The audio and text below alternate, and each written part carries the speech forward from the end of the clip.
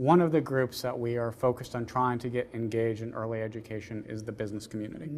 What is your message for the business community?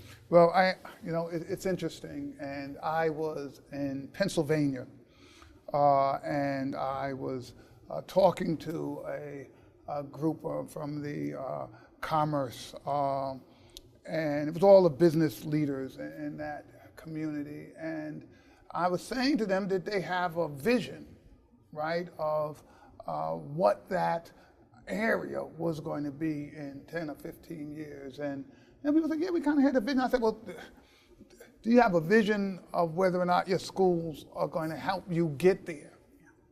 And it was just, they looked at me like, what are you even talking about, right? It was like, we're going to have to find talent from somewhere, but we're not even thinking that this is really our most important base for our future, whether or not we're going to have employees that are coming from this area and this arena. And I began to say, and I did the same thing when I was in Ohio.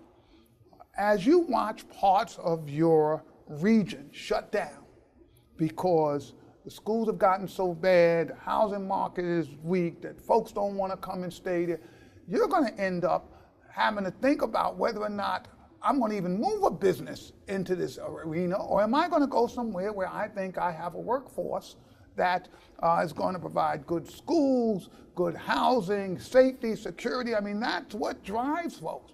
And in places that take this stuff for granted, which, Youngstown, Ohio did, right? Doesn't matter, not my business what happens to those schools. Guess what happens? It's just a blink of an eye before that train has left the station and you're trying to figure out how you recover from that. And I've seen it in Detroit, and I've seen it in Milwaukee, and people keep thinking that it's a different story in those places than in this place, right? They thought it was something different about their industry than this industry right here. And in those regions, the only thing that you really have as a resource that you can count on is whether or not you're an educated workforce, that as the job and the labor market changes, that you're going to have a group of citizens who are going to be prepared for those changes. And right now, I think that lots of businesses think that is not their main job. But I'll tell you what I've said to the New York folks who are there, who are New Yorkers, which is not everybody, a lot of folks, a lot of international people. I'm not talking about them. I'm talking about people who consider that city or that state their home. They plan to raise their kids there. They plan to work there and retire there, and they plan to be good citizens in that place. You have an absolute responsibility to make sure that these communities are doing well. Because in the end, if you care about this place and you don't make sure that's the case, I will guarantee you it will not be doing well in 20 years. You can just see that happen place after place after place that just assumed this is the last industry we will ever need. And so we don't care about anything else because everybody will always come to us. Not if you lose these communities. That's not the case. And I think our business leaders, I don't think this is charity. I don't.